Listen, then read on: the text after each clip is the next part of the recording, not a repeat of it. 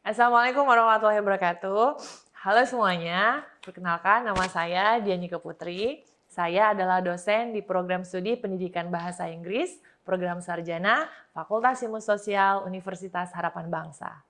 Saya bergabung dengan Prodi Pendidikan Bahasa Inggris di Universitas Harapan Bangsa sejak awal pembukaan prodi ini di 2018 hingga sekarang.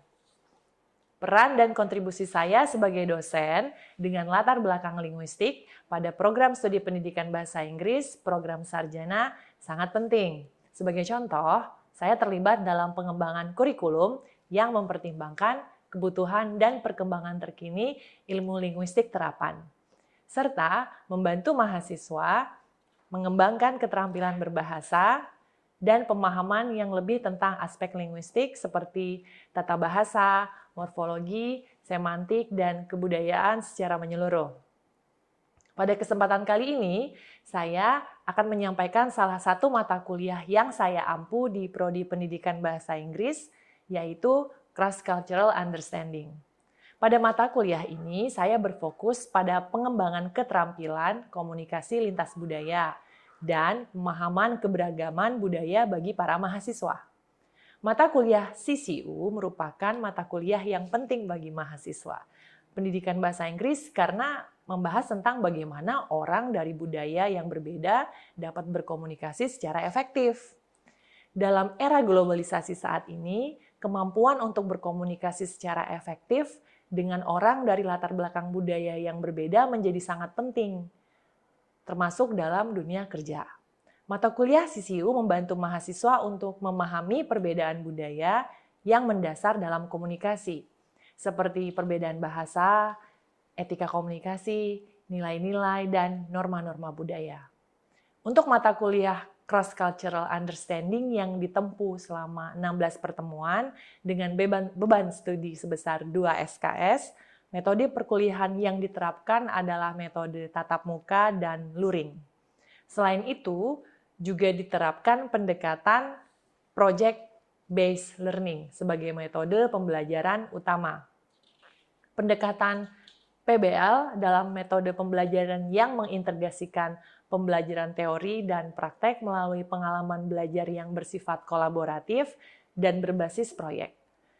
Dalam PBL, mahasiswa diberikan proyek-proyek yang mencerminkan situasi dunia nyata, sehingga mereka dapat menerapkan pengetahuan yang mereka peroleh dalam konteks yang lebih nyata. Capaian pembelajaran pada mata kuliah CCU dapat meliputi sebagai hal berikut. Pertama, memahami konsep dan teori tentang komunikasi antar budaya. Mengidentifikasi perbedaan budaya dan bahasa yang mempengaruhi komunikasi antar budaya. Menjelaskan strategi untuk mengatasi hambatan dan komunikasi antar budaya, menerapkan keterampilan komunikasi yang efektif dengan orang dari budaya yang berbeda. Untuk mencapai tujuan pembelajaran tersebut, kajian pembelajaran dilakukan dengan menggunakan berbagai metode dan teknik pembelajaran seperti diskusi dan presentasi kelompok untuk membangun keterampilan kolaborasi dan kemampuan berbicara di depan umum. Studi kasus untuk menerapkan teori komunikasi antar budaya dalam konteks nyata, tugas individu atau kelompok yang melibatkan penelitian dan analisis tentang topik terkait komunikasi antar budaya, membangun jejaring dengan orang yang berasal dari negara yang berbeda untuk saling bertukar pemahaman terhadap budaya masing-masing di media sosial. Dan juga praktik simulasi untuk memperkuat keterampilan komunikasi dan pemecahan masalah dalam konteks komunikasi antar budaya melalui penyelenggaraan webinar. Dalam melakukan kajian pembelajaran, saya juga melakukan evaluasi yang berkelanjutan, baik formatif maupun sumatif, untuk memastikan capaian pembelajaran mahasiswa. Evaluasi formatif dapat dilakukan dengan memberikan umpan balik yang sesuai selama proses pembelajaran.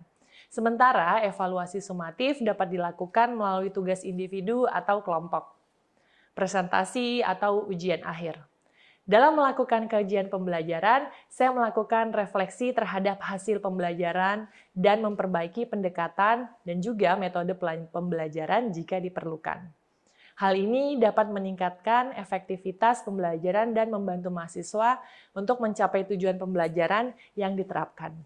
Berikut adalah contoh simulasi pembelajaran di kelas dengan mata kuliah Cross Cultural Understanding. Selamat menyaksikan. Yes.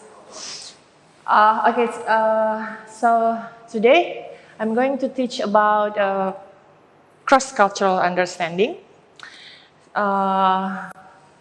Sesuai dengan pertemuan hari ini, berarti pertemuan ke-6.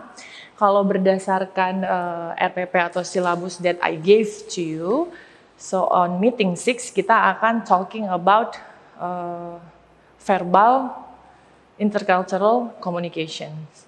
So after today's meeting, setelah pertemuan hari ini, nanti setelah verbal intercultural communications, Anda akan juga mempelajari lawannya yaitu non-verbal intercultural communication. Jadi kalau saya menyebutkan verbal dan non-verbal sudah ada bayangan ya. Verbal means you're talking through language.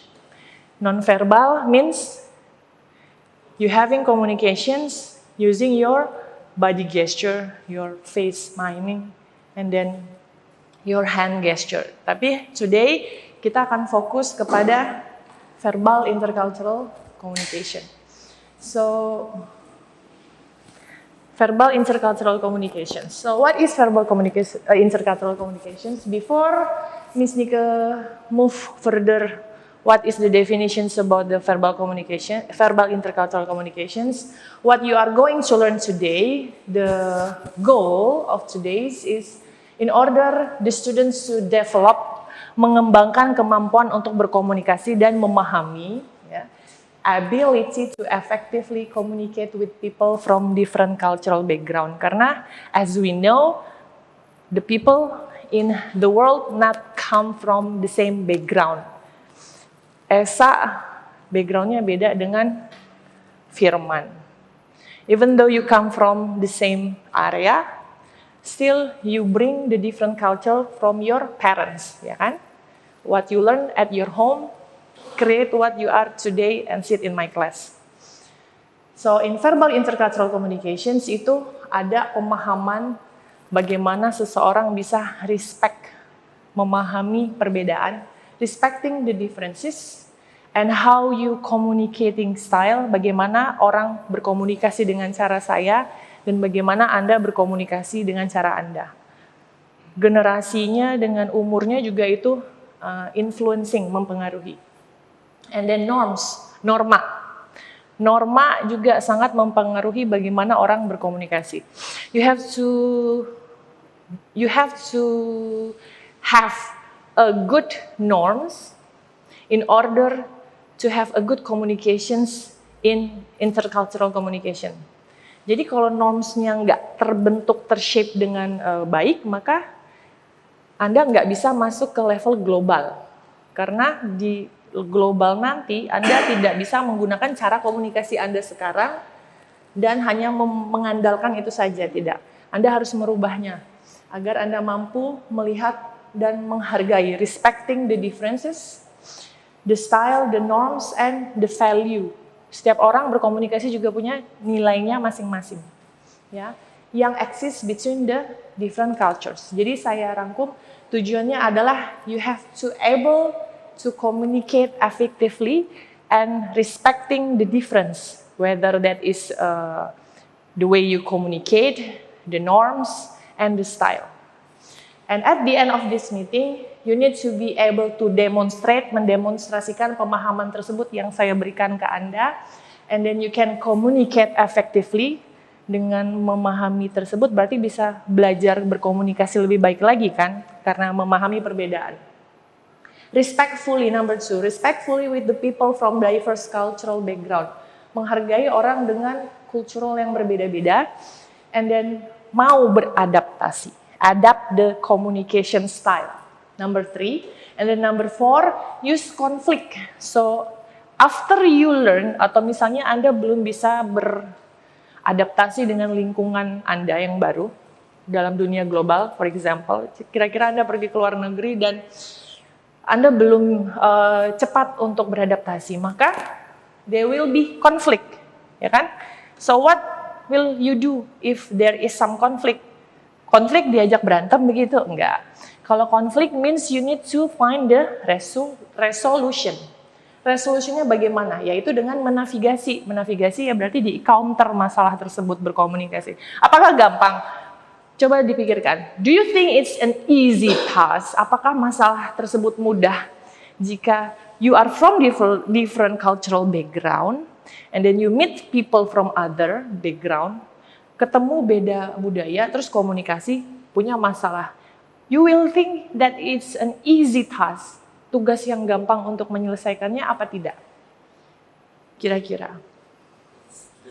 Difficult. It's not always easy. It's a difficult task because you need to match first. Harus disambungkan dulu cara berkomunikasinya, baru you can find the resolution.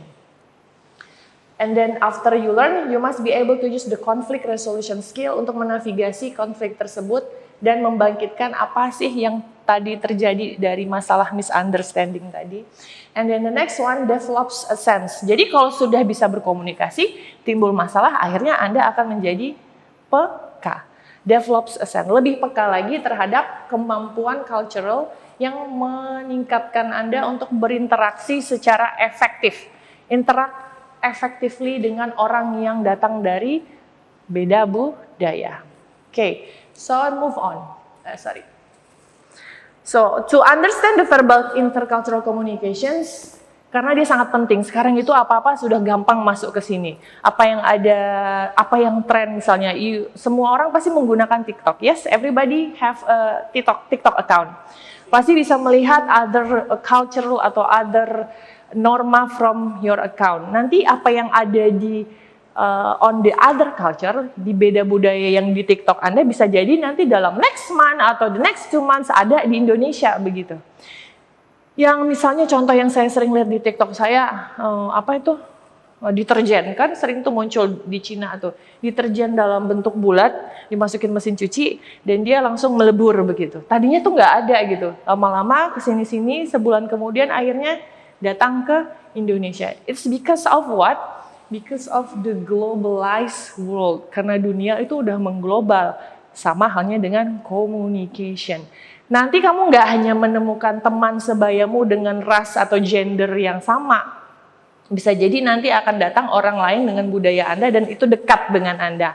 Itu yang disebut dengan global. Masuknya orang lain dari budaya lain, different cultural, yang akan berinteraksi dengan Anda.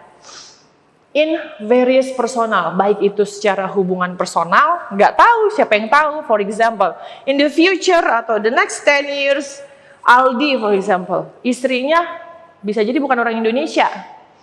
Karena global world, dia bisa menemukan orang Turki gitu ya Aldi. Do you know Turkey people? Yang kayak gimana Aldi? Beautiful, oke. Okay. Various personal, itu kalau urusan personal. Bisa jadi urusan profesional. Profesional kira-kira yang bagaimana? Kerja. So, here are some reasons why, kenapa verbal intercultural communication penting dalam hal itu. Yang pertama adalah menghindari misunderstanding.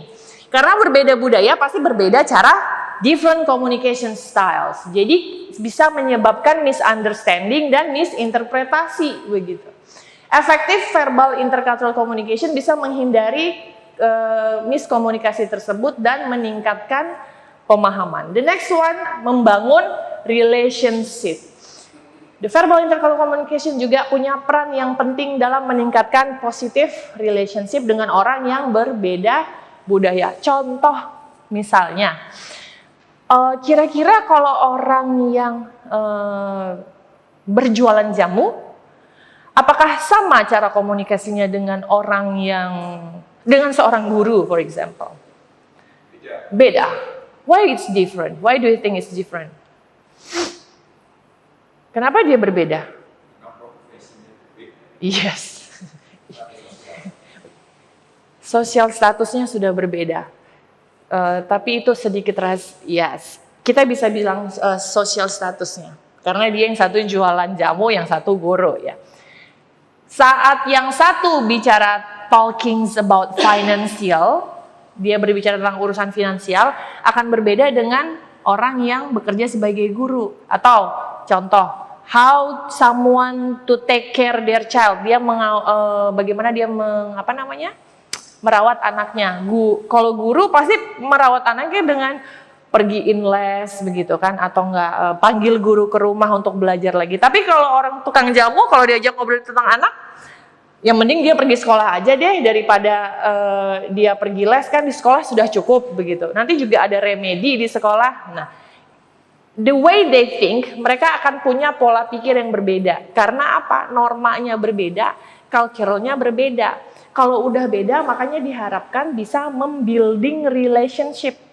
Karena sadar dengan perbedaan, bukan do we have to be on the same platform to our thought? Apakah kita harus sama semuanya dalam pemikiran kita? Kan tidak. Pasti berbeda cara berpikir melihat sesuatunya. Makanya kalau udah beda, kita harus bisa melihat membuilding relationship tersebut agar dia punya peran dan positive relationship. Next one is enhancing business success. Kalau kita mau bangun bisnis, misalnya for example crafting. Nah, saya karena bergelutnya di bidang crafting, jadi salah satu yang melekat itu crafting business. Kalau saya mau memperluas bisnis saya hanya di Indonesia saja, sementara crafting itu is not really common, tidak begitu umum di Indonesia. Itu akan sangat membuat peluangnya menjadi kecil. Sementara crafting itu disukai orang-orang luar negeri. Pernah tidak membayangkan orang kenapa luar negeri suka ke Bali? Karena di Bali suka banyak benda-benda aneh yang berbau seni gitu kan. Rotan-rotannya, ada apa lagi tuh? Jogger for example yang sering dibawa sebagai oleh-oleh, atau apa? Pantai for example. Kalau di pantai orang suka apa itu? Suka apa? Berjemur, karena nature ya kan. Tidak semua wilayah punya seperti apa yang Bali punya. Nah, karena Bali punya peluang yang bagus, makanya di sana dia bisa enhancing business success. Kalau banyak yang datang berarti banyak orang dari berbeda budaya yang muncul di Bali kan? Justru itu menjadi peluang bagus untuk meningkatkan bisnis. Salah satu contohnya adalah Bali, karena dia globalized business environment. Dengan dia mengglobalisasi, dia mempunyai effective verbal intercultural communications yang bisa menjadi sukses secara kritikal. The next one adalah promoting cultural understanding. Meningkatkan pemahaman budaya yang berbeda. And the last one adalah kesimpulannya. In summary, verbal intercultural communications itu sangat penting untuk membangun tadi apa? Relationship, menghindari misunderstanding dan meningkatkan bisnis sukses, juga mempromoting cultural understanding. Karena keempat hal tersebut merupakan kunci agar orang itu mau berinteraksi dengan orang yang berbeda budaya. Next. Setelah kita memahami apa tujuan dari verbal intercultural communications dan dampaknya dalam kehidupan kita, dia punya beberapa tipe komunikasi. Cultures have unique communication style. Tipe komunikasinya atau gaya komunikasinya itu berbeda-beda. Di mana mereka dibentuk oleh histori, sejarah, dibentuk oleh tradisi, dibentuk oleh nilai-nilai, dan dibentuk oleh norma. Berikut saya actually dia ada around 9 tipe terkait style dari communications ini. Cuma kalau 9-nya dipaparkan, saya ambil the 3 major. 3 yang paling utama yang sering dipakai cross cultural understanding untuk memahami styles in cultural. Yang pertama adalah direct and indirect communication. Kalau dari judulnya kita udah lihat, yang satu langsung, yang satu tidak langsung. Kebayang budayanya siapa? Budaya negara yang ngomong ceplas-ceplos. Amerika, very good. Americans tends to speak directly. Negara yang kalau ngomong nggak ceplas-ceplos. Sangat bagus budayanya, sopan santun. Kalau ketemu kepalanya yang nunduk, bukan tangannya yang berjabat. What culture is that? That's Japan. So that is the direct and indirect communication. Some cultures communication biasanya terjadi langsung dan tidak langsung. Contoh Amerika. Direct communications itu lebih sering dipilih daripada Japan, di mana Japan melakukan indirect communications dan dia suka menggunakan silence, diam. Makanya suka ada pepatah, diam adalah emas. Kira-kira benar nggak untuk semua kondisi? Tidak, no. Kalau ada masalah kamu diam aja, cocok nggak? No, oke. In Japan, mereka menggunakan silence. Tapi terkadang bermanfaat loh. Kalau if you face a problem, then you choose to be more silent instead of speaking loud. Ya nggak? Yes. It depends on the situations. Karena when we have communications, tentu kita harus melihat lawannya kan. Kalau lawan kita sama-sama on fire, so we can choose the we can choose the direct way. Kita harus menggunakan cara komunikasi yang satu, listener dan speaker, agar dia mau didengar. Body language atau indirect language to communication. Body language yang gitu, saat dia bertemu dia akan membungkukkan badan. Atau kalau dia udah mau berpisah, dia juga membungkukkan badan. Next is high context and low context. Yang satu tinggi, konteksnya yang satu enggak. Means that much of meaning is conveyed. Banyak makna yang tersampaikan dari non-verbal cues. Itu high context. Dan the context of communication. Oke, selanjutnya, in contrast, sebaliknya, low context communications itu dimaksud dengan message is conveyed primarily through explicit language. Contoh di situ masih memakai Japan sama American culture, di mana Japan itu high context dan American culture is low context. The next one is formal dan informal communications. Cultures itu bisa berbeda ya dalam level formality. Dan in communications, contohnya di sini kita ambil, for example, Japan. Japan communication itu highly value. Sementara in the United States, informal communications is more common. Jarang orang menggunakan komunikasi yang tahu informal dan non-formal. Kalau kita membandingkan negara British dan negara Amerika, which one is more formal dan informal? British. Jadi paham ya, kalau Amerika itu lebih informal. Informal, kalau British itu lebih formal. So here are 3 types of communication style that is major yang sering muncul dalam cross-cultural understanding. Next, the last theory that I'm going to give you about the communication itu bisa menjadi masalah. Nah, sudah tadi tahu manfaatnya, tahu tadi tipenya, dan sekarang masalahnya. Dia bisa menjadi masalah dan membuat effective verbal communication, intercultural communication tadi terkendala atau terhalangi begitu. Yang pertama karena language, karena perbedaan bahasa, jadi nggak bisa komunikasi. Kalau kamu dapat beasiswa nih pergi ke Jepang, apakah kamu akan sekonyong-konyong pergi ke Jepang tanpa membekali diri? No. Maka nanti akan terjadi problem di sana. That's why you need to avoid the language barriers. Harus menghindari perbedaan bahasa tersebut. The next one, the cultural differences. Misal lagi kalau kita ke Jepang, saat orang di Jepang bertemu dengan orang yang lebih tua, kalau di sini kamu bisa berpas-pasan lewat dengan cuma menyampaikan, pagi miss, sore miss, gitu aja nggak masalah kan? No problem. Tapi in Japan, can we do that? No. Kalau dia lebih tua, maka kamu harus menghormati seperti kepala, ya, menundukkan kepalamu itu. And then next one, stereotype and bias. Stereotypes itu dan bias bisa membuatkan komunikasi itu menjadi penghalang karena dia lead to asumsi. Oh, namaste, yes. Namaste saat bertemu dengan orang. And then if you say namaste to me, and then how to reply you? Bagaimana mereply? Namaste. Namaste juga. Indian often use the gesture like. Yes, usually kita when we say namaste, we make gesture like hands together. And the next is thank you. Thank you. In India we say dhanyavad. Oh, what is that? Dhanyavad. So many double A. Dhanyavad. Dhanyavad. Itu buat apa? Dhanyavad. Terus dhanyavad. Terus terima kasih. And then how to respond that?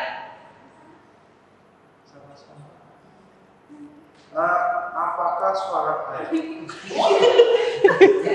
Susah ya bahasa India ya, karena kayaknya sounds a bit ngapak and terdengar dengan ada bahasa Arab-Arabnya tapi ada ngapak-ngapaknya. Thank you, good itu penemuan. L. Next. Oh, masih. L still on fire. What is that, L? You can continue. One more. Goodbye. Okay. Hah? Alafida. Alafida. Goodbye. Alafida juga responnya? Alafida. Okay. How about you, Pandu? Common expressions from friends. Friends, okay. We have merci or thank you. Thank you, yeah. And then, I don't know how to read it, but I think it sounds like Jésus soli. What is that? Jésus soli is I'm sorry. Sounds kayak ada sorry-sorrynya ya. Tapi a bit weird, sedikit aneh suaranya. Jésus soli. I'm sorry. And then, Okay. Paul was Francis. What is that? It's more I can't speak French. I can speak French. How about good morning atau mengucapkan baru ketemu orang gitu? Did you find any phrases atau any verbal intercultural communications? I just found one. What is that? Or good morning. Yes, what is the good morning? Bonjour. Even Miss Nika nggak bisa berbahasa Prancis yang bagus. Okay, that's some invention, itu adalah penemuan kalau when you have verbal intercultural communications in different country, bahasanya juga beda. Walaupun even though kamu nanti menemukan cara mengucapkan bonjour atau cara mengucapkan trip de nada atau nggak mengucapkan kaifa haluk in bahasa Arab, kamu tidak bisa menggunakan the same gesture, the same miming waktu having communications. For example, namaste in India, kita harus nggak bisa namaste gitu. No, kita nggak bisa bilang gitu. Kita bisa namaste, pasti harus ada melakukan some gesture and miming face. Next meeting, kalau kita bertemu berarti kita akan talking about the non-verbal intercultural communication, lawan dari verbal intercultural communication. Do you have any questions on your mind? Ada pertanyaan lanjutan? Or that's enough for you? Yes, okay.